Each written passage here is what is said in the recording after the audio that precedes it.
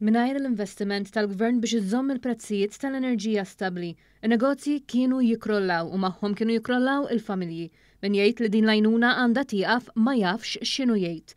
Sostna dan f'kumment ma' One News il-President tal-Kamra għan-Negozji Żaru Medji Paul Abela waqt konferenza li saret il-ħamis filgħodu bit-tema Renewing Our Future Growth li ġabret taħt saqaf wieħed diversi sidien ta' negozji Żaru Medji. Mingħajr dak is-sussidju in-negozji kienu ħajkrollaw u jikrollaw anke l-familji. U aħna l-familji huma eżis għalina x'huma l-familji li isostnu il-retail outlets tagħna u allura dik il-miżura u min jgħid li din il-miżura titneħħa b'xi mod jew ieħor ma jafx x'inhu jgħid. Spjega kif qabel wieħed ineħħi miżura bħal din irid jagħmel studju xieraq fejn żgur mhux forsi kieku sar studju kien isib li kieku tneħħiet kien ikun hawn kollass totali.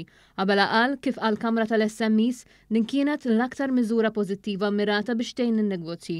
Brabta ma' sussidju fuq il-prezzijiet tal-enerġija, il-kap tal-Oppożizzjoni Bernard Grech mhux l-ewwel darba li qal li din l-għajnuna għandha titneħħa fejn saħansitra kien qal li l-għajnuna li qed tingħata mhix sostenibbli.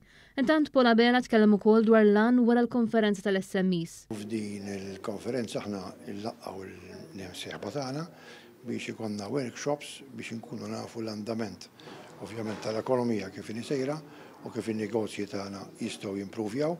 Preżenti għal din il-konferenza kien hemm is-Segretarju Parlamentari għal Fondi Ewropej Chris Bonnet li sostna kif dan il-Gvern dejjem ra kif joħloq ix-xogħol biex jixpruna l-ġid. Dawn il-konferenzi huma importanti għax bihom niltaqgħu man-negozji nisimgħu il-feedback li joħroġ min-negozji u bħalma minna f'dawn l-aħħar 10 snin.